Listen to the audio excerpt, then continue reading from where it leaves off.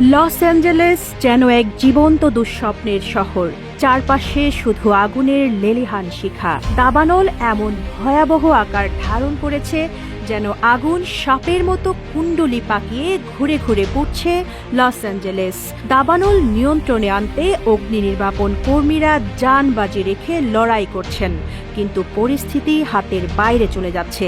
এরই মধ্যে আবহাওয়াবিদদের নতুন সতর্কবার্তা, এই দাবানল নিজের আবহাওয়া তৈরি করে আগুনের টর্নেডো তৈরি করতে পারে।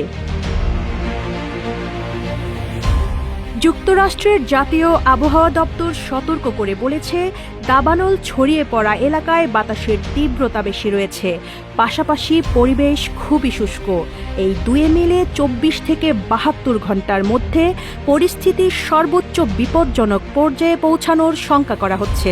আবহাওয়া দপ্তর আরও বলেছে, এই পরিস্থিতিতে বড় আকারের নতুন দাবানল দেখা দিতে পারে। কেউ না বুঝলেও আমরা আপনার প্রয়োজন বুঝি, আর তাই তো অত্যাধুনিক ফিচার সম্বলিত বিভিন্ন সাইজ আর কালারের ২৫০টিরও বেশি ডিজাইন অপশন নিয়ে ওয়ালটন স্মার্ট ফ্রিজ বোঝে আপনার প্রয়োজন।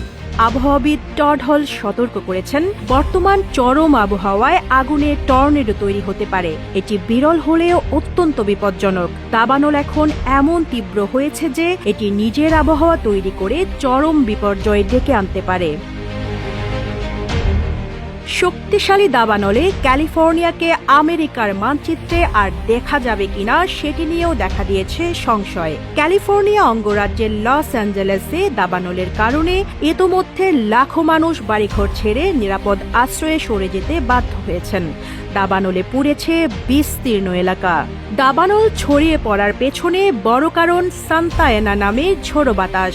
সম্প্রতি বাতাসের গতি কিছুটা কমায় আগুন নিয়ন্ত্রণে আসার আলো দেখা গিয়েছিল, কিন্তু বাতাসের গতি আবার বেড়েছে, যা দাবানল আরও ছড়িয়ে দেওয়ার আশঙ্কা বাড়িয়েছে। লস অ্যাঞ্জেলেসে দাবানল শুরু হয় ৭ জানুয়ারি। সেখানকার প্যালিসেডস ও অ্যাটন দাবানল দুটিকে সবচেয়ে ভয়াবহ বলা হচ্ছে। এই দুই দাবানলে অন্তত ১৪৫ বর্গ কিলোমিটার এলাকা পুড়ে ছাই হয়েছে। ভৌগোলিক হিসাবে এই আয়তন নিউ ইয়র্কের ম্যানহাটন এলাকার ২.৫ গুণ। দাবানলের বিপর্যয়ে অন্তত ১২,০০০ অবকাঠামো ধ্বংস হয়ে গেছে। স্থানীয় পুলিশ বিভাগের হিসাব অনুযায়ী আরও ৫৭,০০০ অবকাঠামো ঝুঁকির মুখে রয়েছে। এদিকে তীব্র বাতাসের কারণে দাবানল ছড়িয়ে পড়ার আশঙ্কার মধ্যে সর্বোচ্চ সতর্কতা রেড ফ্ল্যাগ জারি করেছে জাতীয় আবহাওয়া দপ্তর। দাবানলে মৃত মানুষের সংখ্যাও বেড়ে ২৪-এ দাঁড়িয়েছে। আবহাওয়া দপ্তর জানিয়েছে, ক্যালিফোর্নিয়ার দক্ষিণাঞ্চলে আরও ১ সপ্তাহ তীব্র বাতাস বয়ে যেতে পারে। লস অ্যাঞ্জেলেস ও ভেঞ্চুরা কাউন্টির কিছু অংশে গত সোমবার রাতে ঝোড়ো বাতাস বয়ে যায়। সন্ধ্যার পর থেকে ম্যাজিক মাউন্টেন এলাকায় বাতাসের গতি ছিল ঘন্টায় ৭২ মাইল।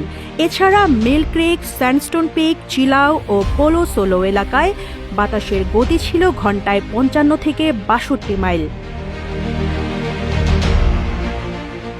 বেরুপ এই অবস্থায় লস অ্যাঞ্জেলেসের বাতাসে ভাসছে শুধু আতঙ্কের সুর। দাবানলের এমন ভয়াবহতা নিয়ন্ত্রণে আনা কেবল মানবের পক্ষে সম্ভব নয়, এজন্য প্রকৃতির প্রতিশোধ। এখন প্রশ্ন হলো, এই দাবানল কি লস অ্যাঞ্জেলেসের সবকিছু ধ্বংস করে দেবে, নাকি শেষ মুহূর্তে প্রকৃতি এই আগুন নেভাবে?